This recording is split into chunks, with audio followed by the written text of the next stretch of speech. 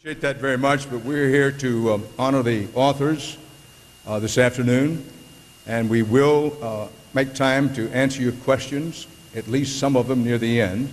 I'm told we want to end this session no later than 2:45. It's now 1:55, so we've got a lot of ground to cover, and we'll do the very best we can. But I do want to emphasize I appreciate that round of applause, but we're here to honor these authors. Bob Huffaker is co-author of When the News Went Live, Dallas, 1963, and he broadcast television's first murder when Jack Ruby shot the assassin Lee Oswald. His book, John Fowles, is cited as a seminal scholarship about the novelist, and his work has appeared in the Southern Humanities Review, the Dallas Observer, True West, Senior Advocate, and Texas Parks and Wildlife. Bill Mercer. Bill, you should stand up here. I'm not sure everybody can see you behind you. Bill is co-author of When the News Went Live, Dallas, 1963. He confronted Lee Harvey Oswald at the Dallas Police Headquarters in a midnight press showing, what would otherwise be called a prep walk these days. He informed the assassin that police had charged him with the president's murder. He was later the voice of the Dallas Cowboys, Chicago White Sox, Texas Rangers, University of North Texas, and the Cotton Bowl. Mercer, among other things, is honored in the Texas Radio Hall of Fame. Let's have a round of applause for Bill Mercer.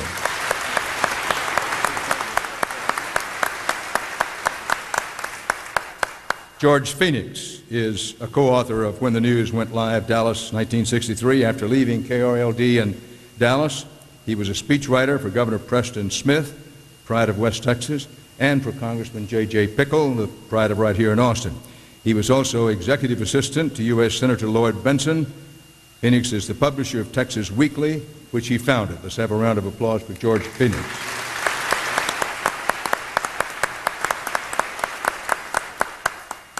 Wes Wise, who is another of the co-authors of When the News Went Live, Dallas, 1963.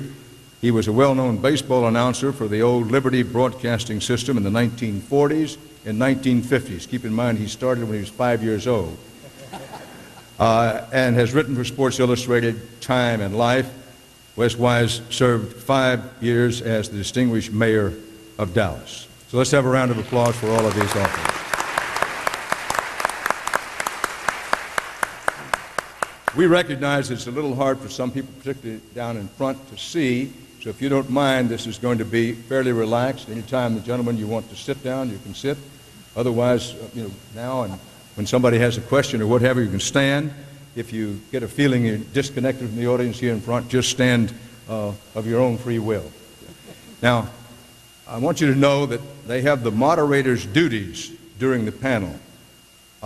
These will come out in a complete and unabridged edition, I'm sure. But there are a couple of things that I need to make very clear to you, and that is book signing information. 15 minutes after the end of this panel, the authors will sign their books at the TBF signing tent, which has a new location this year. It's now on Congress Avenue, directly in front of the Capitol, between 10th and 11th Streets. Congress Avenue in front of the Capitol, between 10th and 11th. Children's authors will sign in the children's tent. The signings take place outside because the state of Texas does not permit private groups to conduct fundraising on state property. So if you want to have a book signed, you need to go to the tent. So mark that well. And let me point out at the beginning here, and I may also do at the end, that the mission of the Texas Book Festival, along with celebrating books and authors, the festival benefits the public libraries of Texas. 25% of proceeds from the sales of all books and merchandise in the signing tents goes to the festival's funds for awards for public libraries. The festival has contributed more than $1.65 million to 550 libraries all over the state. And I want to remind you that to visit the book fair southwest of the Capitol, which is more than 130 booths with booksellers, publishers, library organizations, a great children's area, municipal entertainment, and food. Don't forget to go to the book fair. I was over there briefly this morning as I walked over here, and it's really something to see. So, with all of that out of the way, let me seek your indulgence in one other thing, and that is, I love the Texas Book Festival, but on a beautiful Saturday afternoon such as this, I want you to know that I'm here because Mary Margaret Farabee, who was one of the originators of the book fair, and remains the leader, asked me to be here. So if you say, what in the world is Dan Rather doing here? Mary Margaret Farabee asked me to be here, and that's why I'm here. Now, let's talk about the book. This is a book that has been out for a little more than a year. It's sold out in its first printing before the books even got to booksellers in most cases. It's gone through a second printing, which is also virtually sold out, and there's an effort being made to put it into the third printing, which I'm sure will be successful. Let's go with the co-authors first, and let me ask each one the same question, or some version of, Bob, what do you think is the importance of this book? Yes. Well, we think the book is important because it shows the difference between the way news was covered 40 years ago and the way it's covered today. It also shows, as well as we were able to do, how things really happened that day in Dallas. How the Oliver Stone movie is not at all true. And it's we all believe very firmly that the Oliver Stone movie, JFK, was a great disservice to American history. It was very well filmed, but it just didn't happen that way. And we were there. Dan was there, and all of my three co-authors were there. For 40 years, people asked me when I was going to get busy and write this book.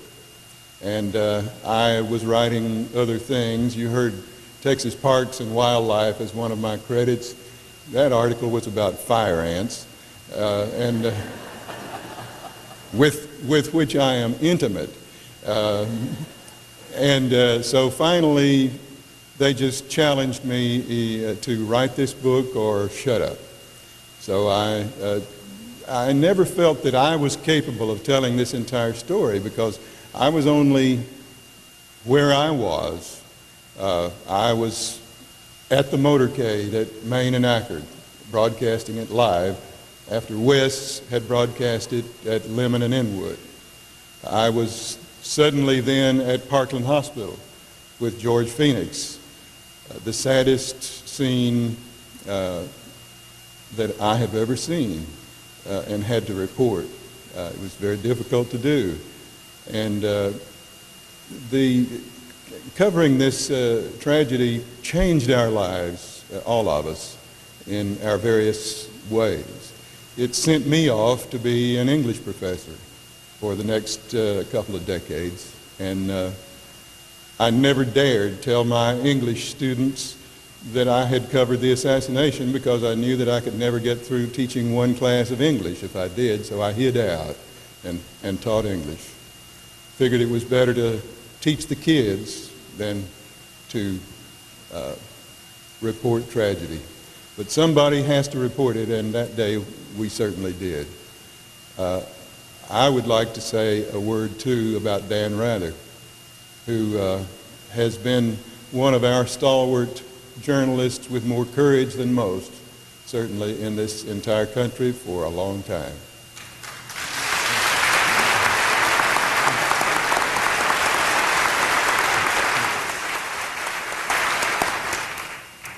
And he started out at Sam Houston State when I started out at A&M about 25 miles away. It's an honor to have Dan here today, and it's an honor that he wrote the foreword to this book. We all feel very close to it. We're trying to show, as best we can, what really happened when news changed. Radio had gotten us through World War II. And for the first time on November 22nd, 1963, that job of holding the nation together fell to television. And we had to do it in the clunky old ways of 40 years ago, and that is part of what this book is about.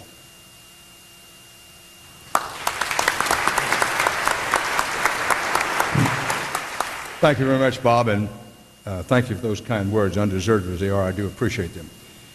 Bill Mercer, another of the co-authors. Remember, the name of this book is When the News Went Live, Dallas, 1963. Bill Mercer.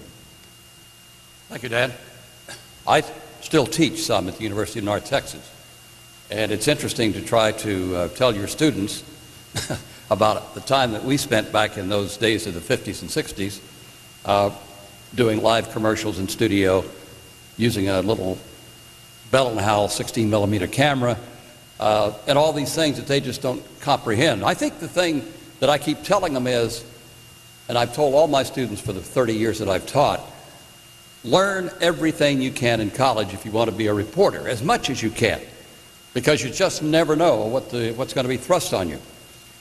And you have to rise to that occasion. Think of Al Michaels, who rose to the occasion during the World Series in San Francisco. People were surprised that Al Michaels could report on an earthquake. Well, he's a reporter doing sports. It's the same sort of thing. And so the four of us were young reporters at KRLD in 1950. Well, I started there in 53. This was 10 years later. I was sort of on the bench player at the time. I was doing baseball, minor league baseball in Dallas, and football and other things. And in the off season, I'd come into the newsroom and play newsman. We did it also. We did a interview show. But when this happened, all of a sudden, it better click in. And I think for all of us, it did. We were sent to do certain jobs. We tried our best to do them. To this day, I can't remember the time I spent on the third floor of the Dallas police station. I can visualize being there and seeing people. I can't remember a question I ever asked. And once in a while, I see myself. But not very often. I was watching about a year ago, and they were doing a special on the assassination. And there we were on the third floor, and I said, well, maybe I'm there, but I didn't see myself. They bring somebody out the door, the detective's door, and the people are jammed into the hall. The door closes, and they had pushed me behind the door. That was the kind of situation that we faced. First time for me ever having to put up with a whole bunch of people who came in from everywhere to be reporters on this tremendous and sad story. So it was a battle. It was to test, did we really have the journalistic ability to handle this? I think so. I hope so. We tried our best, and I think that's all any reporter can do, is try his best. I was honored to think back on the things that happened, and that the few things that I covered. These guys covered most of it, and some of our people who are not with us any longer.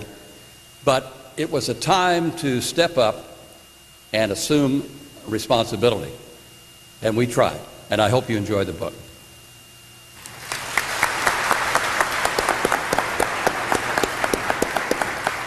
Thank you, Bill. George Phoenix is next. Again, I want to underscore that the name of this book, which we cannot emphasize too much, is When the News Went Live, Dallas, 1963. Let's welcome now George Phoenix, one of the co-authors. George?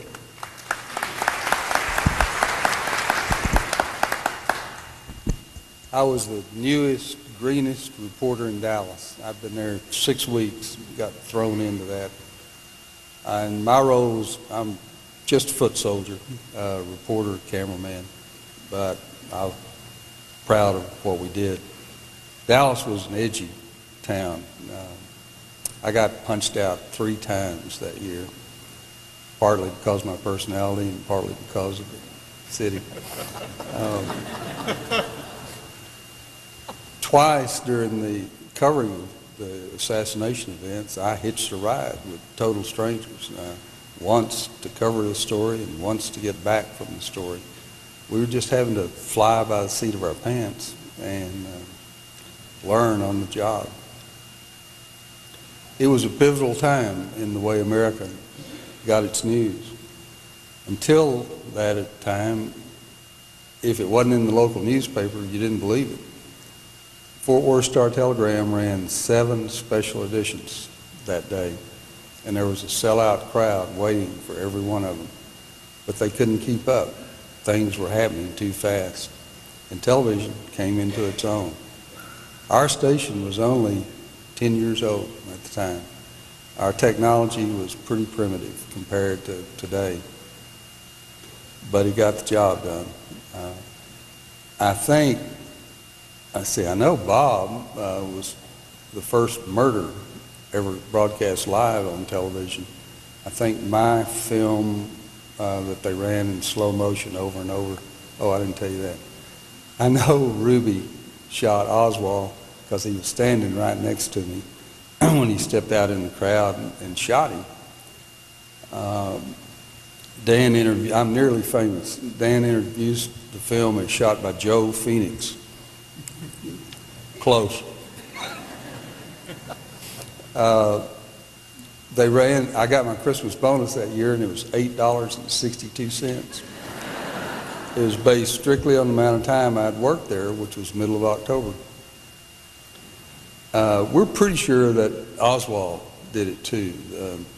C-SPAN and SMU School of Journalism at the 30th anniversary invited 300 local reporters to come to a day-long seminar, and they polled us, and it was unanimous. We all thought Oswald was the shooter. They polled the Dallas Police Department the same way, and it was also unanimous. Now, I suppose you could argue that we're just covering our backsides because we didn't turn up anybody else. But I think the issue has been examined over and over and over, and it stands. It was a tough time to be a reporter. We found out later in talking to each other that we were so busy doing our jobs, we didn't have time to grieve. And I still, to this day, get choked up thinking about what happened to our country, to that family. But you just had to press on and do what you did. Sorry, old guys tend to tear up a little bit. Thanks.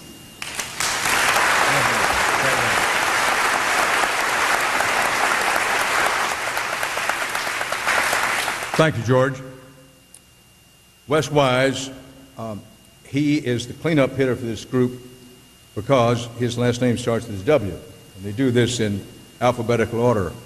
But let me remind you that Wes Wise was and remains by reputation one of the great play-by-play men of all time, including recreating baseball games. I know that that's hard to imagine, but there was a time when you sat in a studio, the likes of Wes Wise did, and Western Union sent you a sort of summary of the game, and you had to imagine it, put it through the microphone for other people, a real skill.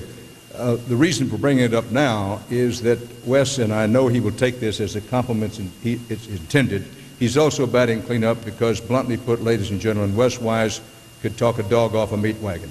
Wes Wise.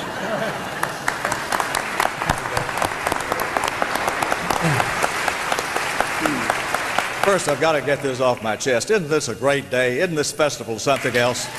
Beautiful day like this, man, oh man.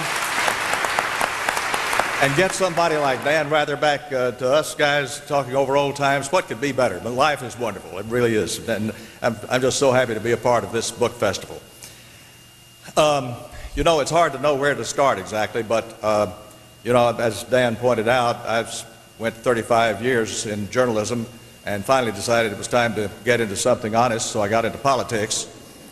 But this room right here is really part of what Texas politics and Texas government is all about, and it's just a thrill to be a part of this.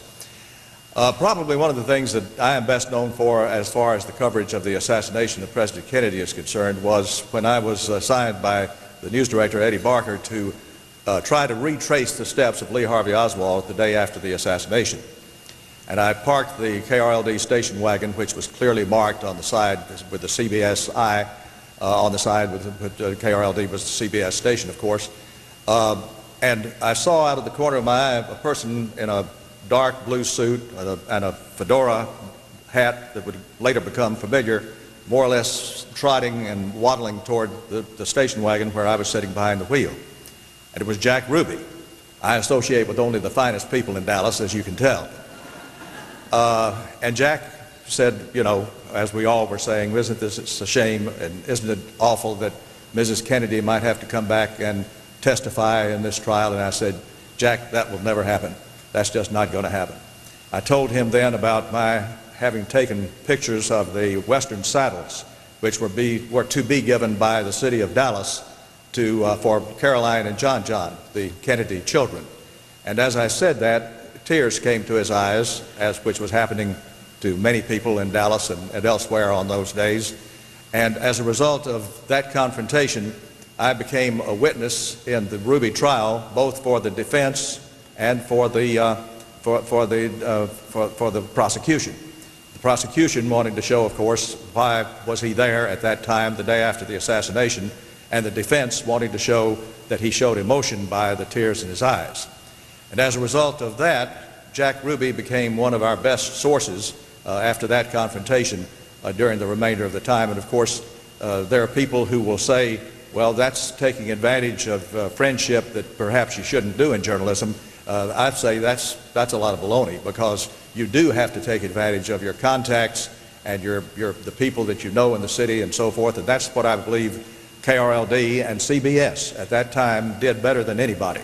We were able to take advantage of the people we knew personally in Dallas politics, in Dallas government, in Dallas the police department, and were able to bring to the world the best, in my opinion, the best overall treatment of the assassination of President Kennedy and those 3 fateful days in all our lives during the time of the assassination all the way through President Kennedy's funeral.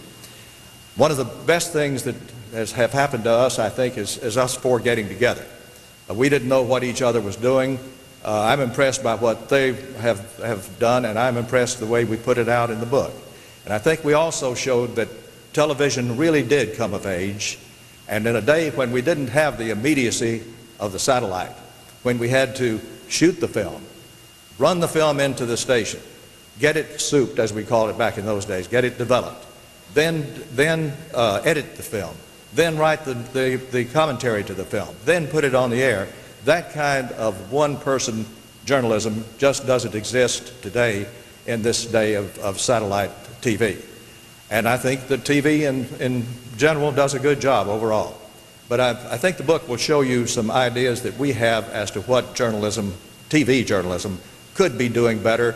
And I think we did it pretty darn well back in those days. We'll say some more stuff, and I want to say one more thing. It is really a pleasure to have Dan back in town. We reminisced a little bit a few minutes before we came in here. Would you believe that as youngsters, and I do mean youngsters, he and I did a football game back in Texas, a high school football game, and I don't remember whether I did the play-by-play and he did the color or whether it was the other way around, but I think we taught each other a lot.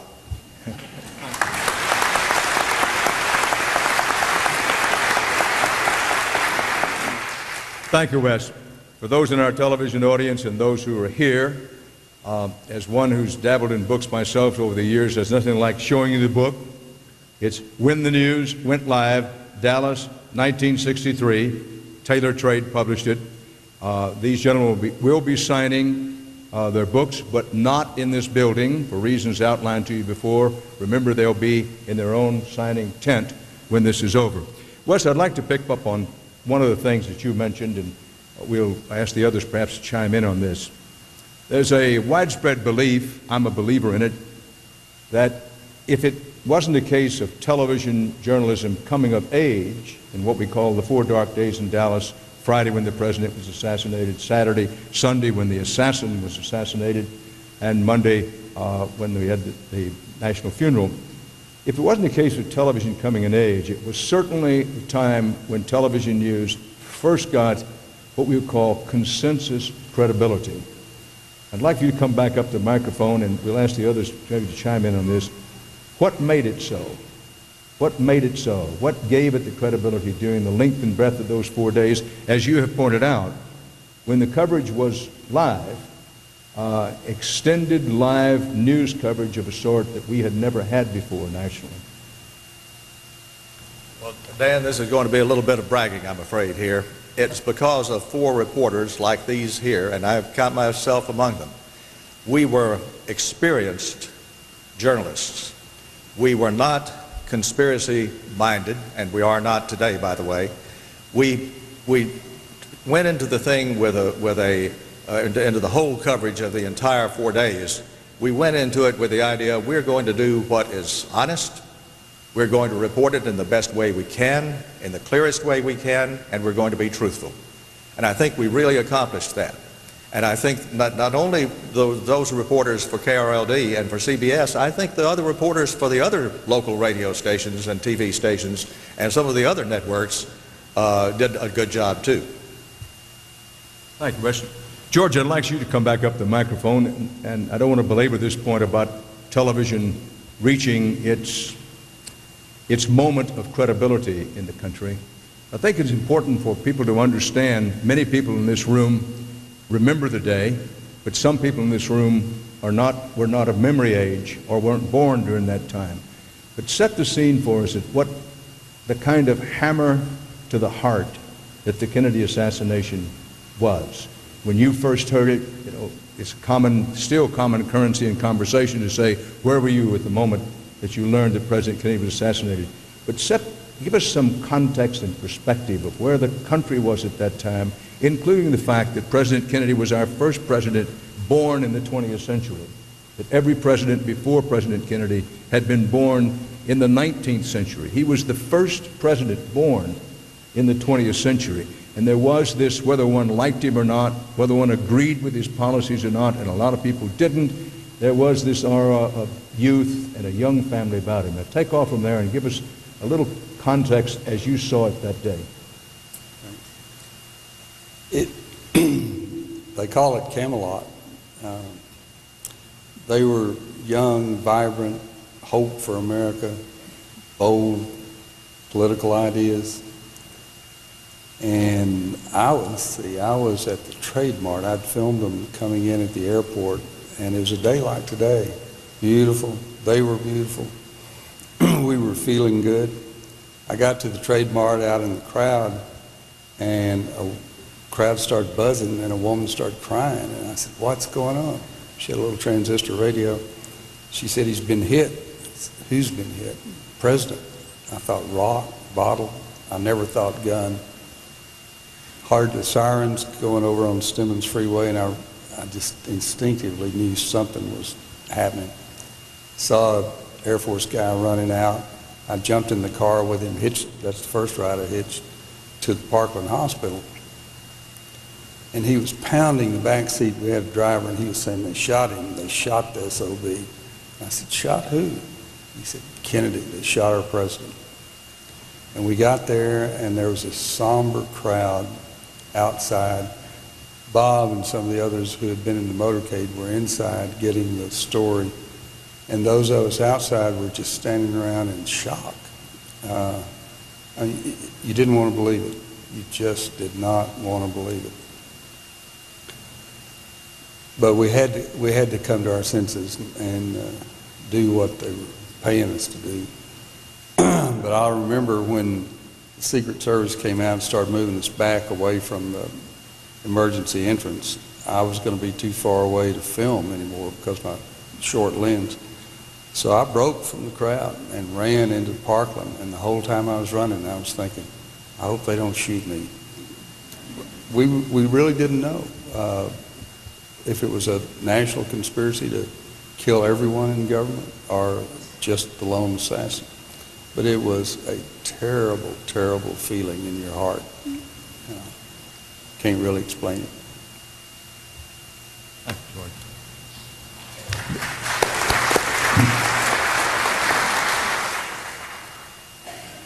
Bill, I want to get back to the book itself. We may come back. It's such an important point that you raised about in the first minutes and hours after the assassination of President Kennedy. There was no question. It was a reasonable question to ask. Was this something standalone, if you will, or was it part of a wider conspiracy? It may be hard now with the passing of time, particularly for people who weren't there, people don't remember, or other decent intending people to say, well, what a ridiculous thing to think. It wasn't a ridiculous thing to think at all.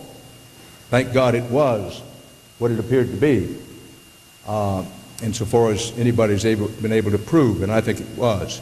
But there was this sense, and maybe Bill, you want to pick up on that.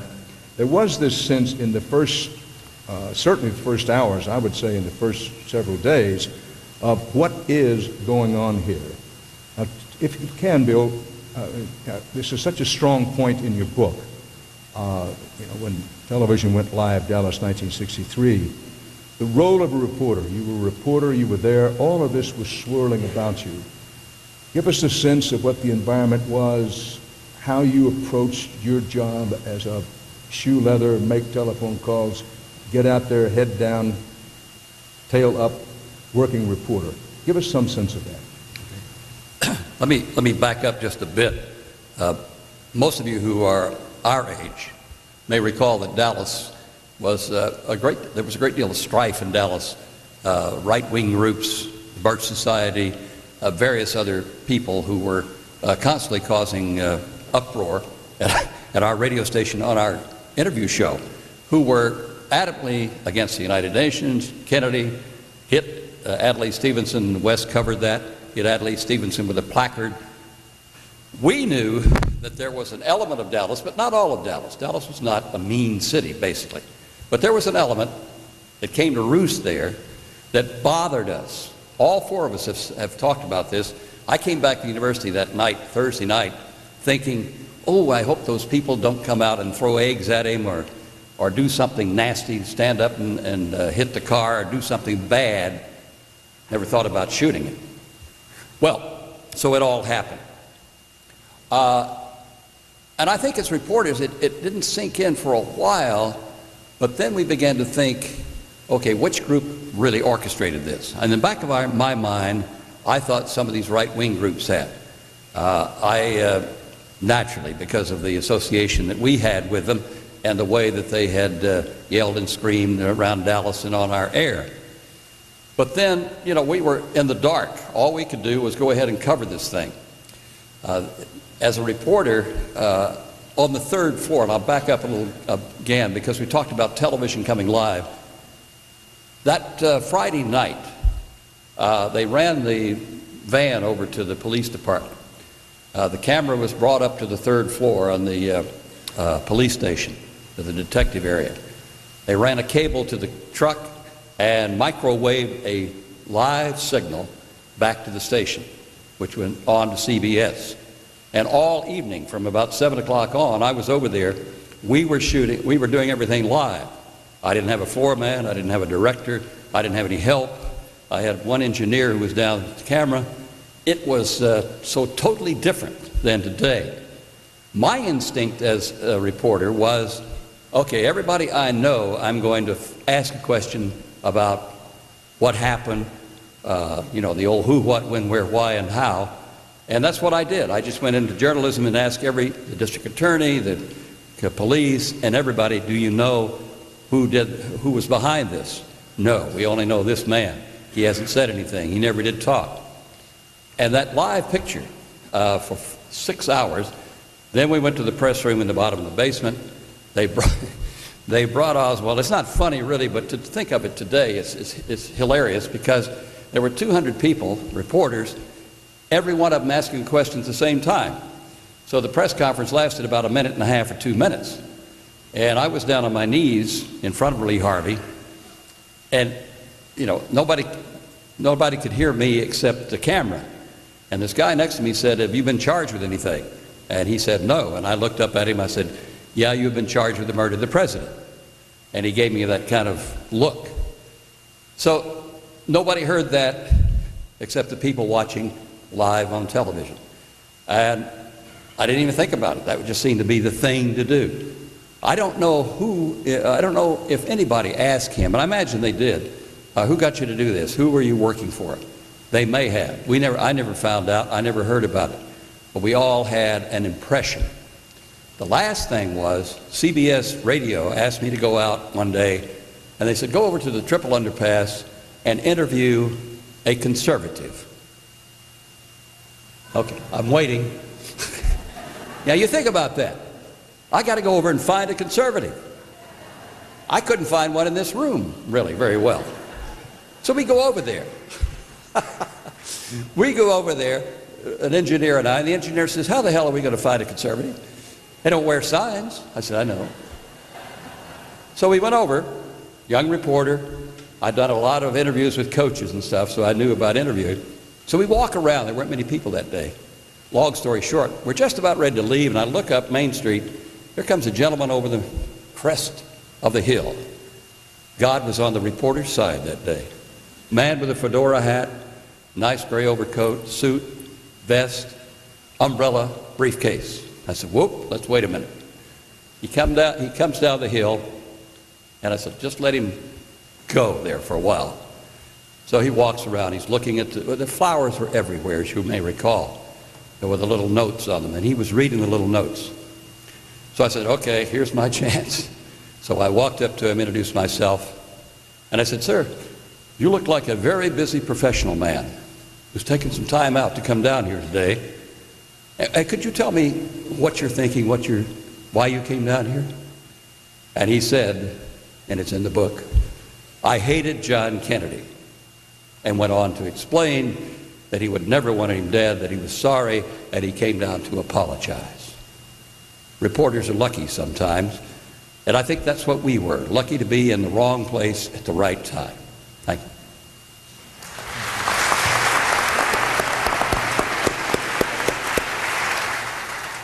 You know, I have a feeling, at least speaking for myself, we could go on a long time here, but we are at the mercy of the clock, and this clock at the end of the hall says it's 2:32. We are going to go to questions. Bob, I wonder if you would allow me to call on the audience for questions and make sure that they direct the first question to Bob, who didn't have his second run around here. So we're going to open it up to questions now. A couple of things. Remember, the name of the book is When the News Went Live, Dallas, 1963. And we have time to take questions. I do have this request. The acoustics in this room are not ideal. So if you have a question, if you could make sure that if you're in the rear, come down a little bit and also speak very loudly. So we'll open up to questions, and the first question will be directed to Bob Huffaker, a co-author of When the News Went Live, Dallas, 1963. Liz Carpenter, who lived an extraordinary part of this period, both before and after the assassination of President Kennedy. Liz?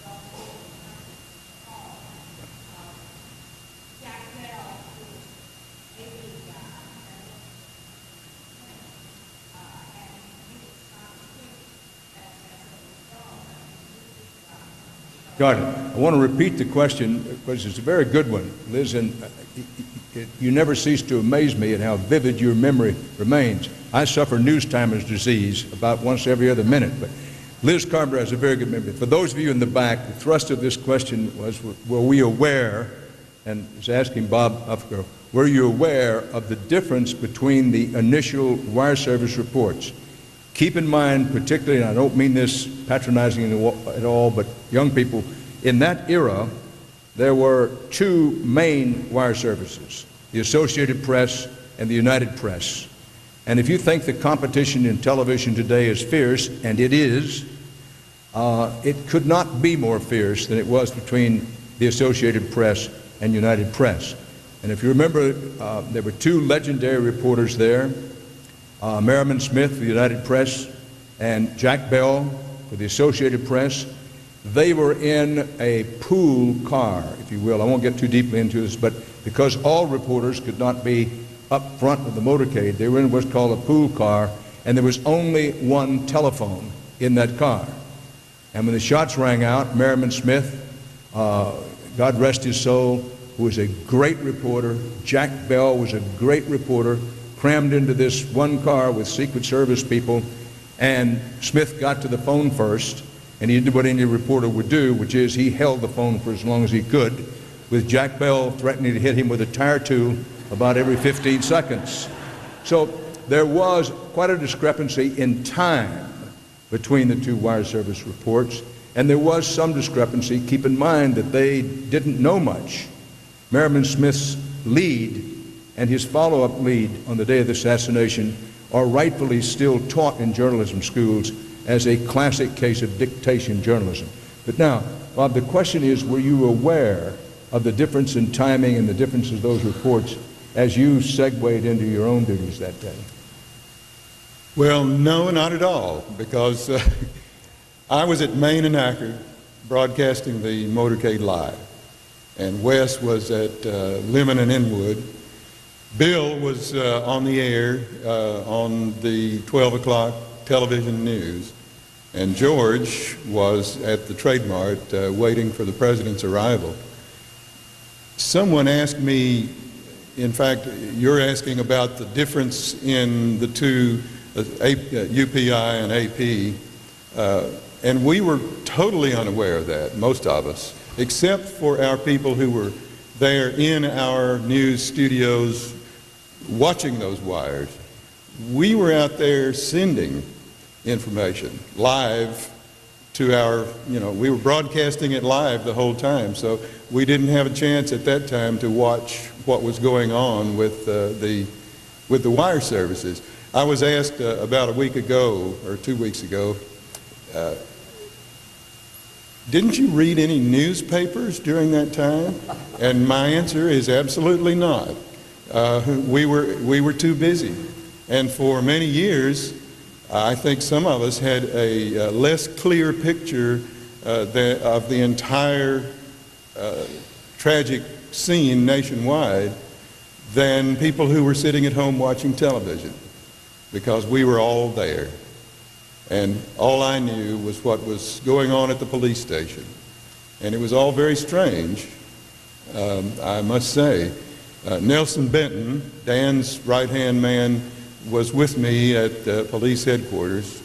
The police were my beat, and so I knew a lot of the police officers and knew the ropes up there. And each of our stations and all of the newspapers in Dallas by that time had received at least 1 or 2 bomb threats. And things were getting very close to being out of hand, particularly the scene in the police station with hundreds of reporters. And the police were trying to be polite. They were trying to preserve Dallas's damaged reputation. And I remember sitting alongside Nelson Benton on the floor across from the elevators whose doors were opening and closing ahead of us. And we had just realized that there was no identification check being done on anyone who was coming in. This was the day before Oswald was shot. And I said to Nelson, well, what if somebody stepped out of one of those elevators and simply began to rake the crowd with automatic weapons fire? And Nelson, who had flown a bomber in World War II, looked at me, and we looked at each other for a time, and then we got up and moved. And from that time on, we tried to keep our cameramen and everyone in a rather safe position. Yes, sir.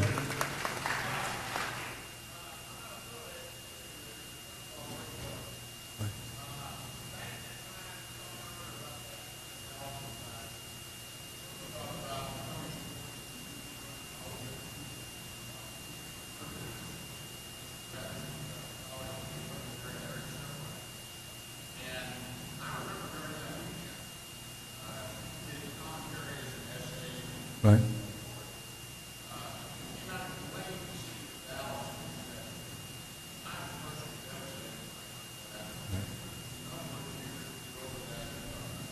Okay. I appreciate the question, I've got it, and I don't mean to interrupt, but I am aware that the clock is running. And folks, we're going to have about 5 more minutes, maybe one more question, but we will get out here at 2:45. But I do want to come to your question. I hope you will understand and say that my role here is to put forward my friends who wrote this book, co-authored this book. Wes Wise, 5 years, distinguished mayor of Dallas, not only does he have the most political office holding experience of anybody up here. He has the only political office experience of anybody holding up here. And Wes, come up. And Wes is someone who loved Dallas with a deep and abiding passion, with great respect for it. Let me say that, as Bob just pointed out, we weren't aware. We had a laser beam focus on covering the story. We weren't aware of very much of what anybody else was doing except our own role, if you will. It's not copying from the question. I don't remember hearing a single Severide analysis during that period. He was a mentor of mine, great journalist, someone whom I'm still in awe. I just don't remember what you refer to. It may have, I'm not saying it didn't happen. If you know it happened, it happened. But Wes addressed it. What happened, there was unquestionably, in the first few days, I would say it lasted some weeks and months in some cases, of what I will put in quotation marks as a blame Dallas syndrome. Dan, I believe the best illustration that I can give of that would actually have come 10 years after the assassination, when I was mayor of Dallas and went to the U.S. Conference of Mayors meeting in Chicago.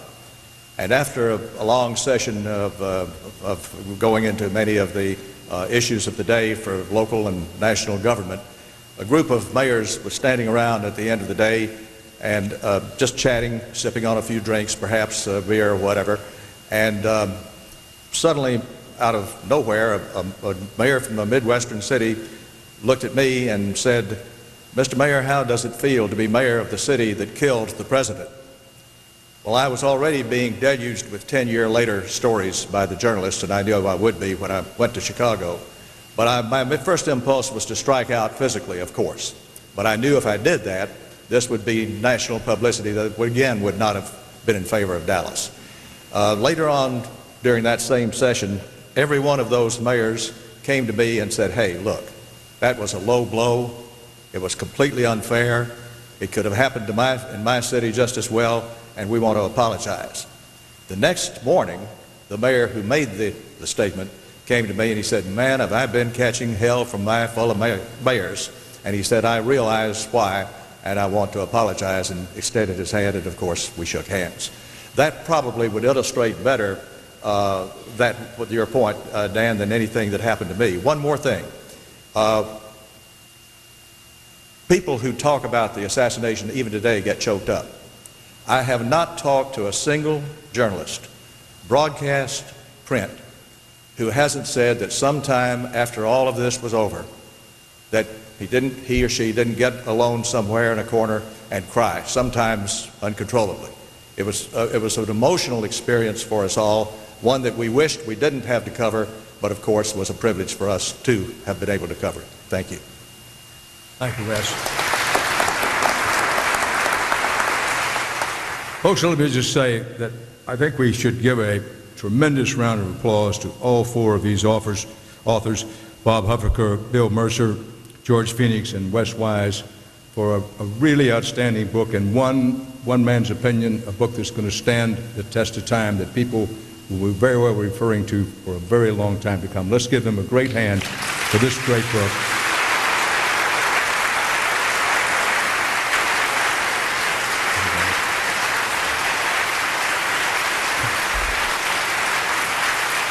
Good.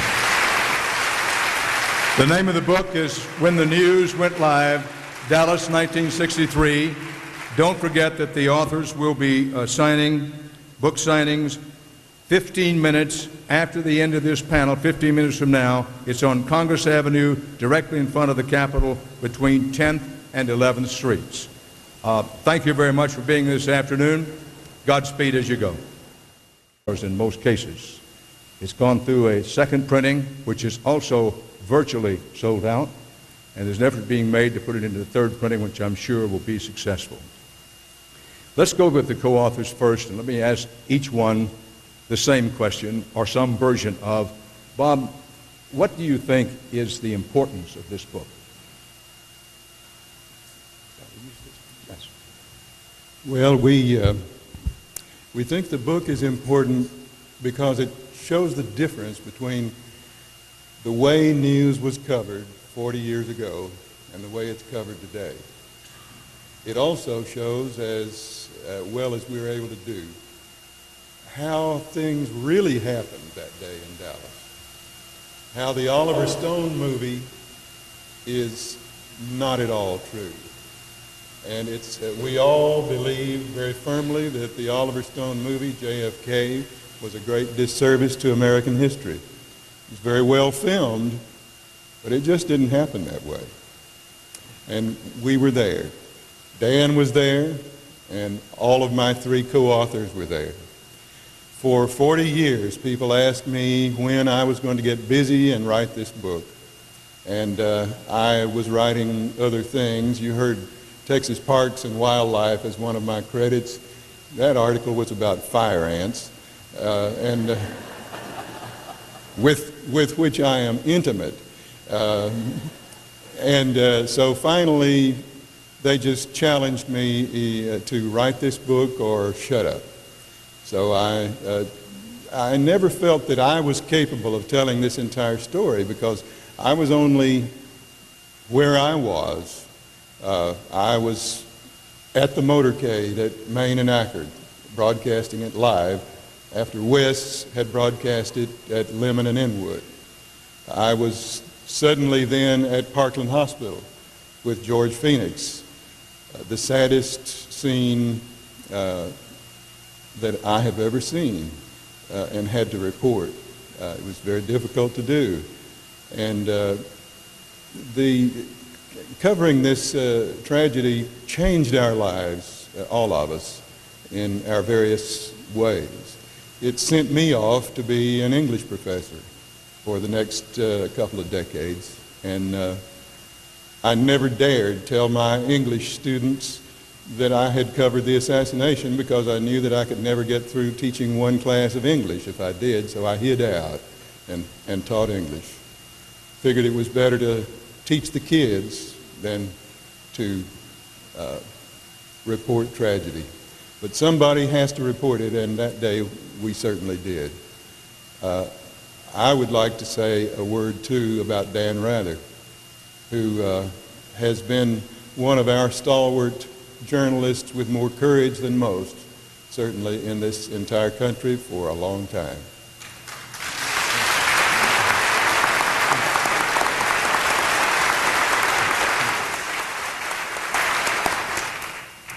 And he started out at Sam Houston State. When I started out at A&M about... In front of the Capitol between 10th and 11th. Children's authors will sign in the children's tent. The signings take place outside because the state of Texas does not permit private groups to conduct fundraising on state property. So if you want to have a book signed, you need to go to the tent. So mark that well. And let me point out at the beginning here, and I may also do at the end, that the mission of the Texas Book Festival, along with celebrating books and authors, the festival benefits the public libraries of Texas. 25% of proceeds from the sales of all books and merchandise in the signing tents goes to the festival's funds for awards for public libraries. The festival has contributed more than $1.65 million to 550 libraries all over the state. And I want to remind you that to visit the book fair southwest of the Capitol, which is more than 130 booths with booksellers, publishers, library organizations, a great children's area, municipal entertainment, and food. Don't forget to go to the book fair. I was over there briefly this morning as I walked over here, and it's really something to see. So, with all of that out of the way, let me seek your indulgence in one other thing, and that is, I love the Texas Book Festival, but on a beautiful Saturday afternoon such as this, I want you to know that I'm here because Mary Margaret Farabee, who was one of the originators of the book fair and remains a leader, asked me to be here. So if you say, what in the world is Dan Rather doing here? Mary Margaret Farabee asked me to be here, and that's why I'm here. Now, let's talk about the book. This is a book that has been out for a little more than a year. It sold out in its first printing before the books even got to booksellers. Dallas, he was a speechwriter for Governor Preston Smith, pride of West Texas, and for Congressman J.J. Pickle, the pride of right here in Austin. He was also executive assistant to U.S. Senator Lloyd Benson. Phoenix is the publisher of Texas Weekly, which he founded. Let's have a round of applause for George Phoenix.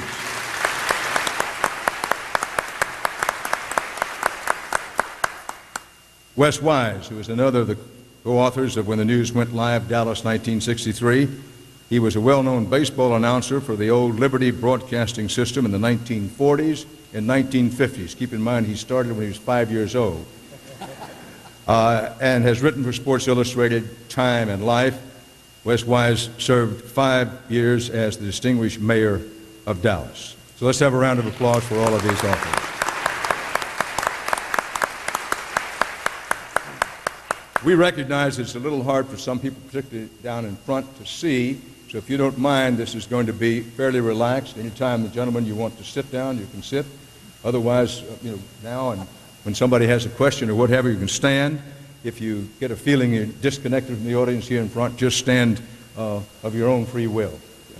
Now, I want you to know that they have the moderator's duties during the panel. These will come out in a complete and unabridged edition, I'm sure. But there are a couple of things that I need to make very clear to you, and that is book signing information. 15 minutes after the end of this panel, the authors will sign their books at the TBF signing tent, which has a new location this year. It's now on Congress Avenue, directly in front of the Capitol, between 10th and 11th Streets, Congress Avenue. I appreciate that very much, but we're here to honor the authors this afternoon, and we will make time to answer your questions, at least some of them near the end.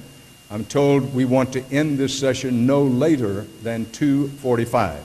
It's now 1:55. So we've got a lot of ground to cover, and we'll do the very best we can. But I do want to emphasize, I appreciate that round of applause, but we're here to honor these authors. Bob Huffaker is co-author of When the News Went Live, Dallas, 1963. And he broadcast television's first murder when Jack Ruby shot the assassin Lee Oswald. His book, John Fowles, is cited as a seminal scholarship about the novelist, and his work has appeared in the Southern Humanities Review, the Dallas Observer, True West, Senior Advocate, and Texas Parks and Wildlife. Bill Mercer. Bill, you should stand up here. I'm not sure everybody can see you behind you. Bill is co-author of When the News Went Live, Dallas, 1963.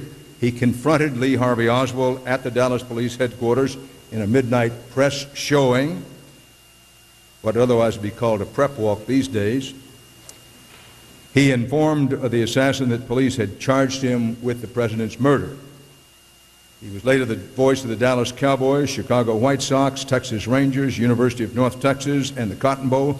Mercer, among other things, is honored in the Texas Radio Hall of Fame. Let's have a round of applause for Bill Mercer.